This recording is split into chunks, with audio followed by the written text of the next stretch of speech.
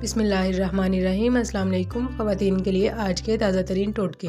पुलाव बिरयानी के लिए जब प्याज के लच्छे फ्राई करें तो इसमें थोड़ी चीनी छिड़क दें, प्याज जल्दी ब्राउन हो जाएंगे।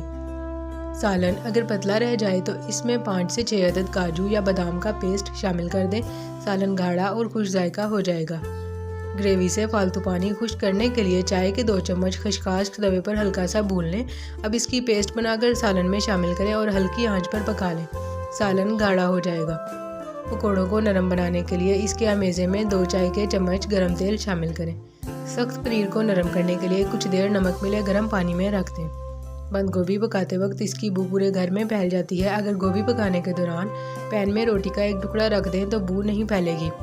फ्रिज में रखने से मक्खन सख्त हो जाता है। अगर इसे इस्तेमाल से पहले कश कर लिया जाए तो वह गर्म टोस्ट पर बआसानी लगने के अलावा मैदे की डो में भी अच्छी तरह गूंथ जाता है। अदरक का छिलका चम्मच से उतार कर देखें, आप छुरी का इस्तेमाल भूल जाएंगे।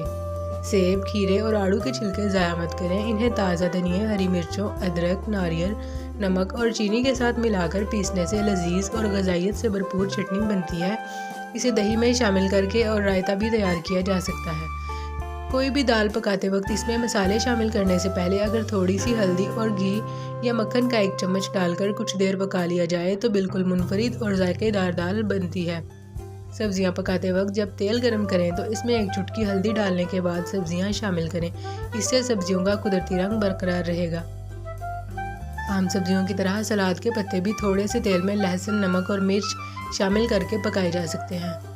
नमकीन मक्खन 6 माह तक, जबकि अनसॉल्टेड मक्खन सिर्फ 3 माह के लिए फ्रीज़र में महफूज रहता है।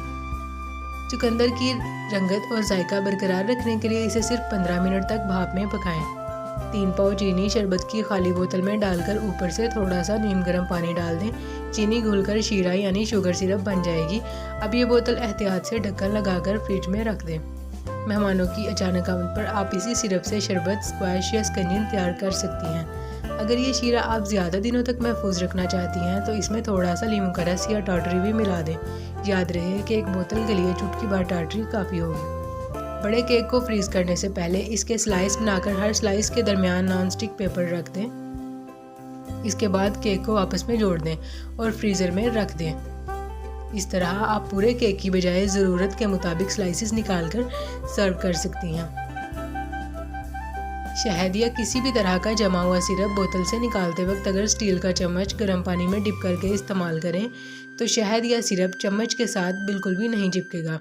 कैसी लगी आपको मेरी ये वीडियो? लाइक करें और चैनल को सब्सक्राइब कर दीजिए। मिलते हैं नेक्स्ट वीडियो में, तब तक के लिए अल्लाह हाफिज़।